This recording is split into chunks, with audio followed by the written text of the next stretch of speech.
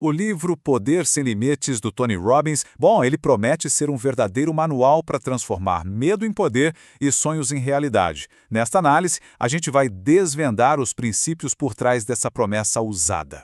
Vamos começar com uma pergunta que parece até pegadinha. Pensa só num medo que paralisa uma pessoa por anos a fio. O que seria preciso para superar isso? Agora, e se eu dissesse que é possível eliminar esse medo em menos tempo do que um episódio da sua série favorita? E olha, essa pergunta não é só para instigar, não. Ela está no centro da história que abre o livro.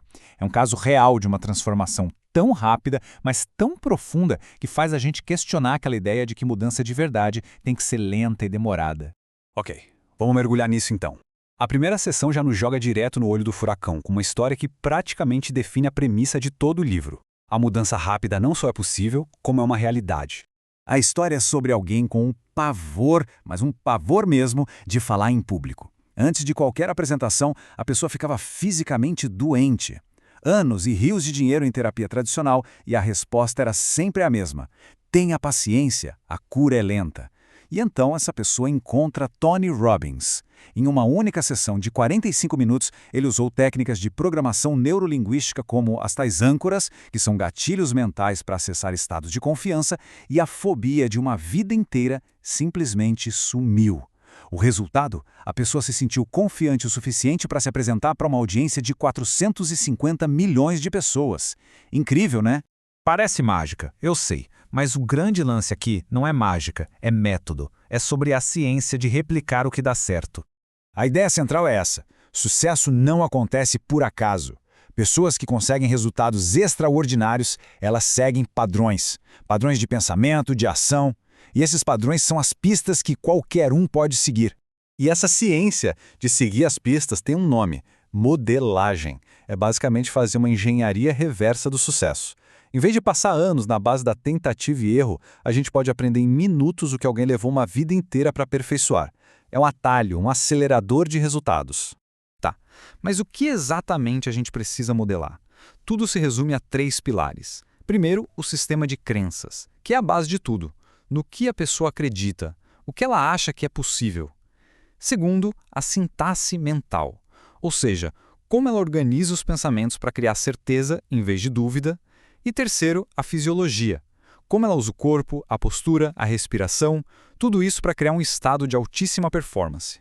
Certo. Agora que a gente já entendeu a teoria por trás da modelagem, como colocar isso em prática? É aí que a gente chega numa fórmula, um passo a passo bem direto para alcançar qualquer objetivo. E aqui está ela, a fórmula do sucesso definitivo.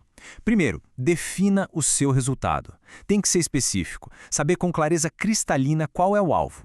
Segundo, e esse é crucial, haja.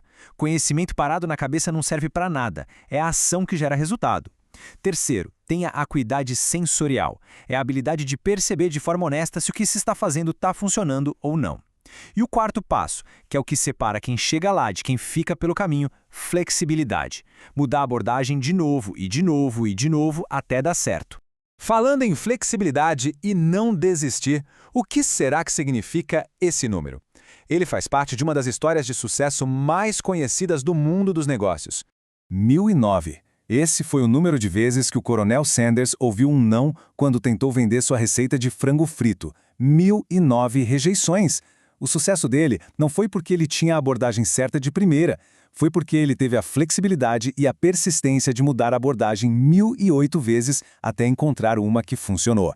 Para ter esse tipo de resiliência, a resiliência de um Coronel Sanders, é preciso uma mudança de chave na nossa cabeça. Uma nova crença sobre o que fracassar realmente significa. E essa aqui talvez seja a crença mais poderosa de todas. Não existe fracasso, só existem resultados. Ponto. Cada ação que a gente toma produz um resultado. Se não é o que a gente esperava, não é um fracasso. É feedback, é informação, é uma chance de aprender e ajustar o caminho. A diferença entre as duas mentalidades é gritante. A mentalidade que limita vê o fracasso como um fim de linha, um beco sem saída. A mentalidade que fortalece enxerga um resultado indesejado como feedback puro. Uma oportunidade de aprender, de ajustar e de tentar de novo, só que de um jeito mais inteligente. O ponto crucial é que o resultado não define o valor de uma pessoa.